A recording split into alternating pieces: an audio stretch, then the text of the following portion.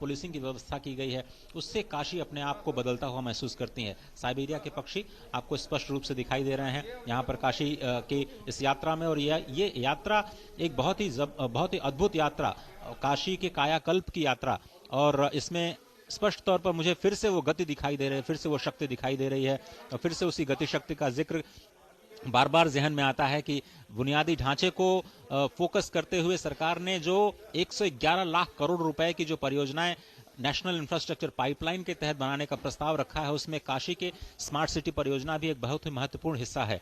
Waterways की अगर हम बात करें, हाईवेज की बात करें, एयरवेज की बात करें, और वाईफाई जैसे अत्याधुनिक डिजिटल सेवाओं की बात करें, ये सारी की सारी जो सेवाएं हैं, उससे काशी अपने आप को बदला हुआ महसूस करती है। और इस वक्त आप देख रहे हैं कि उसी बदलते हुए कलेवर के बीच में अपने पुराने आध्यात्मिक स्वरूप को पाने की एक जो लालसा है काशी में, उसको भी एक ठहराव आज मिला है। लेकिन ये सफर अभी भी लगातार जारी है। ये यात्रा है, ये विकास की यात्रा है, ये यात्रा अंतर यात्रा है कि किस तरीके से आध्यात्मिक भारत एक विश्व शक्ति के रूप में उभर रहा है। ये यात्रा है नित्य नूतन चिर पुरातन काशी के कायांतरण की। ये यात्रा है विकास की, ये यात्रा है समृद्धि की, ये यात्रा है सृजन की, ये यात्रा है समूचे राष्ट्र को केंद्र बिंदु माने जाने वाले देश की सांस्कृतिक आध्यात्मिक राजधानी, बौद्धिक राजधानी काशी के कायांतरण की, जिसमें काशी के कायांतरण का कार्य काशी की मूल आत्मा को सजोकर किया जा रहा है। काशी की अगर बात करें तो काशी विभूतियों का शहर है। प्रधानमंत्री नरेंद्र मोदी ने इससे पहले अपने संबोधन में भी अनेक मतांतर संप्रदाय के लोगों का जब वो अभिवादन कर रहे थे, उनसे संवाद कर रहे थे, तो उन्होंने ये स्पष्ट कहा कि काशी कभी रुकती नहीं है। शाश्वतता काशी का प्रमाण है, सत्य काशी का प्रमाण है, और सत्य और शाश्वत काशी के साथ साथ सृजन भी काशी का प्रमाण है। और ये सृजन का अद्भुत उदाहरण है काशी विश्वनाथ धाम। सृजन और नवनिर्माण का अद्भुत उदाहरण है समूची काशी, जहां पर विरासत को सजोकर, साथ ही साथ आध्यात्मिकता को सजोकर नित नवीन नए कलेवर में स्थापित किया जा रहा है। गंगा की तरंगों पर अगर देखें तो किस तरीके पक्षी अटखेलियां कर रहे हैं, विदेशी मेहमान सदृश ये आते हैं। और सबसे बात यह है कि रत्न गर्भा काशी में ये पहुंचते हैं और ये यहाँ पर अपने वंशवृद्धि के लिए आते हैं, ये भी कहा जाता है। विदेशों के मेहमान भी आकर यहाँ पुष्पित पल्लवित होते हैं। संरक्षण और सुरक्षा, सुरक्षा और संरक्षण हमारी संस्कृति का मूल भाव है। अतिथि देवो भव अजय हमारी परंपरा रही है। और देखिए, अतिथि के रूप में मानव ही नहीं, देव सुर गंधर्व ही नहीं, पशु पक्षी भी किस तरीके से हमने पूरी संस्कृति की, हमने पर्यावरण की, हमने पूरे विश्व के कल्याण की कामना की। वो प्रमाण दिखता है कि जब ये विदेशी पक्षी मेहमान यहाँ पर आते हैं और गंगा की तरंगों में यहाँ पर निर्बाध आनंद कानन में, काशी को आनंद कानन कहा जाता है, आनंद कानन में निर्भय विचरण करते हैं। ये बौद्धिकता का अभयारण्य है, ये सांस्कृतिक विरासत का मूल बिंदु है। और साथ ही साथ अगर काशी को देखें तो ये धर्म ध्वजा यहाँ पर जो लहरा रही है बहुत वर्षों से, ये विहंगम दृश्य आप देख रहे हैं कि किस तरीके से घाटों का शहर जिसे कहा जाता है काशी, घाटों का शहर काशी आज अपने जननायक को किस तरीके से पलक पावड़े पर बिछाया है। क्योंकि काशी का ऋण चुकाने के लिए, काशी की गरिमा और महिमा में विस्तार देने के लिए आज श्री काशी विश्वनाथ धाम का लोकार्पण हुआ है। दिव्य भव्य नव्य स्वरूप उसको प्राप्त हुआ है और समूचा विश्व साक्षी बना है। अजय, इस तस्वीर को अगर आप एक नाम देना चाहें अश्विनी जी, ये सिर्फ एक ही नाम है, काशी। क्या अद्भुत तस्वीर है इस वक्त। स्पष्ट तौर पर मां गंगा के जो हम इस वक्त दर्शन कर पा रहे हैं, उसके बारे में बहुत स्पष्ट कहा गया है। सस्नातः सर्वतीर्थेषु सर्वक्रतुषु दीक्षितः चीर्ण सर्वव्रत सोपी यस्तु गंगा निषेवते। जो सब तीर्थों में नहा चुके हैं, सर्व यज्ञों में दीक्षित हो चुके हैं, दुनिया में जितने भी व्रत होते हैं उन सभी को पूर्ण कर चुके हैं, उसके बराबर का पुण्य केवल आप एक गंगा के सेवन से प्राप्त कर सकते हैं। ये महत्ता है गंगा की। और काशी की गंगा का तो क्या कहना, गंगा का वास ही आपके ब्रह्म ज्ञान का कारण बन सकता है। इसीलिए तो काशी ज्ञानियों की नगरी बन जाती है। स्पष्ट ही कहा गया है कि श्रद्धा जो है वो परम सूक्ष्म धर्म है। श्रद्धा ही ज्ञान है, श्रद्धा ही तप है, श्रद्धा ही स्वर्ग है, श्रद्धा ही मोक्ष है और गंगा मां मात्र श्रद्धा से ही प्रसन्न होती हैं। और जिस तरह से भगवान की स्तुति में तुलसीदास जी ने भी बहुत ही स्पष्ट रामचरितमानस में कहा कि भवानी शंकरौ वंदे श्रद्धा विश्वास रूपिणौ याभ्याम विना न पश्यन्ति सिद्धा स्वांत स्तमीश्वरम। भगवान शिव विश्वास हैं, मां भगवती श्रद्धा है। जिस घर में विश्वास होता है, जिस घर में श्रद्धा होती है, वहीं शिव होता है, वहीं समत्व होता है। इस परिवार की भी एक अनोखी कहानी है। यह परिवार भी बहुत ही अद्भुत है। आप देखें कि शिव परिवार में भगवान श्री गणेश को अनुग्रह के देवता के रूप में माना जाता है, उनको विवेक की प्रतिमूर्ति माना जाता है। भगवान शिव के ही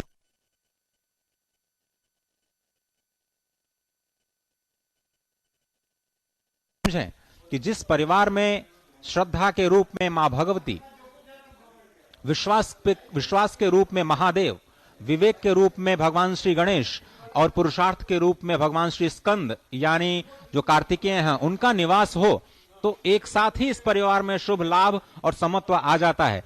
और शिव परिवार की अनोखी बात आप ये देखिए कि तमाम विरोधाभासों के बावजूद लौकिक धरातल पर जो हमें विरोधाभास दिखाई देते हैं, वो शिव परिवार में कैसे एकत्व को प्राप्त होते हैं, कैसे कल्याण को प्राप्त होते हैं, बहुत ही स्पष्ट तरीके से दिखता है।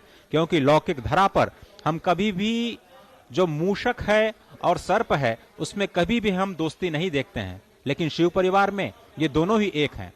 लौकिक धरातल पर हम कभी भी वृषभ और सिंह में मित्रता नहीं देखते हैं, लेकिन भगवान शंकर के परिवार में वहां भी समत्व है। भगवान शिव के भाल पर चंद्रमा जिसमें अमृत का निवास है, भगवान शिव के गले में विष, हम अमृत और विष में हमेशा ही वैषम्य देखते हैं, लेकिन भगवान शिव के परिवार में अमृत और विष भी समत्व को प्राप्त होता है। भगवान शिव के परिवार में लौकिक धरातल पर जहां हम मयूर वाहन जो कार्तिकेय भगवान का है और जो सर्प है उसमें हम विरोधाभास देखते हैं, लेकिन भगवान शिव के परिवार में ये फिर से समत्व को प्राप्त हो जाते हैं।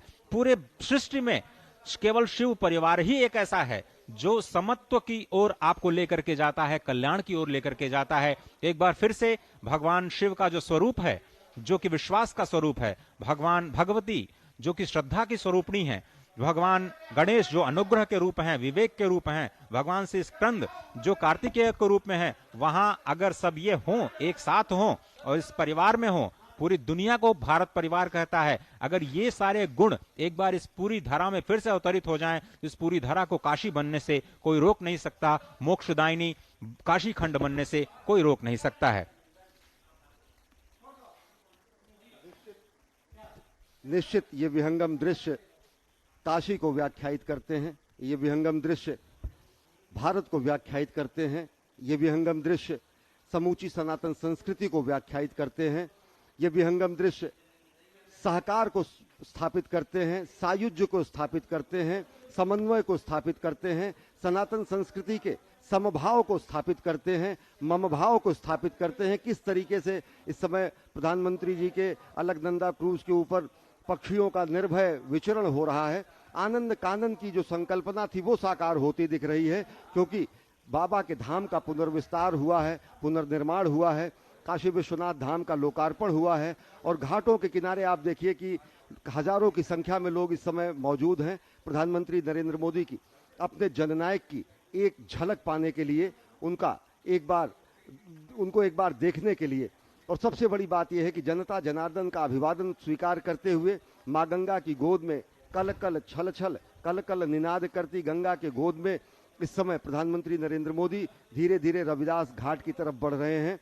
और विलक्षण क्षण है समूचे सनातन संस्कृति के लिए, विलक्षण उपहार है समूचे विश्व के लिए, क्योंकि काशी स्वयं में विश्व के लिए उपहार है, लेकिन काशी को आज एक जो विशिष्ट उपहार नव सृजन और नव निर्माण के रूप में मिला है, वो भगवान विश्वनाथ के धाम के साथ साथ समूची काशी की महिमा और गरिमा में वो अभिवृद्धि करता है। और सबसे बड़ी बात यह है कि एक स्वप्न देखा गया था कि किस तरीके से भगवान विश्वनाथ और मां गंगा का मिलन कराया जाए, और जिस मिलन के लिए ही माता यहाँ पर उत्तरवाहिनी होती हैं, तो वो स्वप्न दृष्टा की साधना आज साकार हुई है, राष्ट्र सेवक की साधना आज साकार हुई है।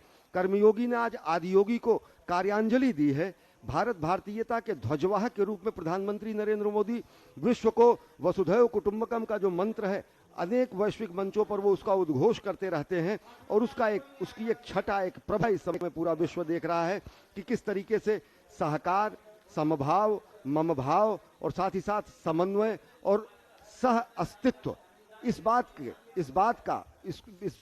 तथ्य को, इस मंत्र को सनातन संस्कृति स्थापित करती है। वेद के मंत्र में, मंत्र की पंक्ति में, पंक्ति के शब्द में, शब्द के अक्षर स्वर में दिव्य ज्ञान आलोक प्रदीपित, सत्यम शिवम सुंदरम शोभित। काशी के घाट पर ये सत्यम शिवम सुंदरम की संकल्पना साकार हो रही है। समूचे आर्यावर्त में, समूचे भारत भूमि में, समूचे राष्ट्र में सत्यम शिवम सुंदरम की संकल्पना साकार हो रही है और इसका समूचा श्रेय राष्ट्र नायक प्रधानमंत्री नरेंद्र मोदी को जाता है कि किस तरीके से सत्य के मार्ग पर शिव यानी कल्याण और सुंदर भारत का निर्माण हो रहा है। कल्याणकारी, लोक कल्याणकारी राज्य की जो संकल्पना है वो साकार हो रही है। अजय, स्पष्ट तौर पर ऐसा कहा जाता है और ये जो दृश्य दिख रहा है जिसमें अब रविदास घाट की ओर प्रधानमंत्री का ये जो अलकनंदा जो जलवाहन है वो धीरे धीरे मंद गति से आता हुआ दिखाई दे रहा है। स्पष्ट तौर पर ये जो विहंगम दृश्य दिख रहा है हम जो साक्षी बन रहे हैं अपने आप में ऐतिहासिक है। ऐतिहासिक इसलिए क्योंकि ये जो नए कलेवर में काशी का नया निर्माण हुआ है उसके हम सब साक्षी बन रहे हैं, क्योंकि अभी तक हम उन तस्वीरों को शायद हम कल्पना में भी नहीं सोच सकते थे कि क्या स्वरूप रहा होगा या फिर हम उसकी कोई तस्वीर हमारे जहन में नहीं आ पाती है। यहाँ के जो स्थानीय लोग हैं वो ये बताते हैं कि गलियां इतनी तंग थीं, आना इतना मुश्किल था, समय इतना ज़्यादा लगता था कि बार बार ये सोचना पड़ता था कि अपने घर से निकलें बाबा के दर्शन के लिए या नहीं। कई बार फ़ोन करके पूछा जाता था कि भाई कितनी भीड़ है आज, 1 घंटा लगेगा, 2 घंटा लगेगा, कहीं ऑफिस तो नहीं छूट जाएगा, कहीं यात्रा तो नहीं छूट जाएगी। लेकिन अब ऐसा लगता है कि जब एक साथ एक ही प्रांगण में 5 लाख लोग आ सकते हैं तो सोचिए काशी का कितना बड़ा बदलाव भविष्य में होने जा रहा है। आज तो सिर्फ एक शुरुआत हुई है, आज एक ठहराव, एक पड़ाव के रूप में आज के दिन को आप देख सकते हैं। इसका जो वास्तविक जो परिणति है विकास की वो आने वाले सालों में दिखाई देगा, जब वहाँ पर लाखों की संख्या में जो पर्यटक वो आएंगे, आसपास के होटल्स में ठहरेंगे, यहाँ के रेस्टोरेंट्स और भी बेहतर होंगे, सर्विसेज देंगे और यहाँ की सुविधाओं में और भी विस्तार होगा, यहाँ की सेवाओं में विस्तार होगा, यहाँ के जो स्थानीय लोग हैं वहाँ उनकी आय में, आमदनी में वृद्धि होगी और किस तरह से काशी के लोग इसको लेते हैं, सब जगह सिर्फ एक ही स्पष्ट शब्द नजर आता है, ये सब कुछ सकारात्मक है और ये सब कुछ भगवान विश्वनाथ की ही मर्जी से हो रहा है। निश्चित तौर से अजय, और ये उदाहरण भी प्रधानमंत्री नरेंद्र मोदी ने दिया। उन्होंने कहा कि काशी में पत्ता भी भगवान शिव के बगैर नहीं डोलता, काशी में कुछ भी जो होता है भगवान महादेव की कृपा से होता है और ये पुण्य कार्य, पुनीत कार्य भी भगवान महादेव की कृपा से ही हुआ है, उनके ही इच्छा से हुआ है, उनकी ही इच्छा की वजह से ये संभव हो सका है। और ये महायज्ञ जो है, बहुत शुक्रिया अजय और अश्विनी, हम आपके साथ फिर से जुड़ेंगे। ये विहंगम दृश्य जिस तरह से हम देख रहे हैं, ये अलौकिक दृश्य है, ये अपने आप में जिसको कहते हैं। તો પીએમ મોદી આજે કાશીમાં છે, ભવ્ય કાશી દિવ્ય કાશી કાર્યક્રમમાં વારાણસીમાં વડાપ્રધાન મોદીએ કાશી વિશ્વ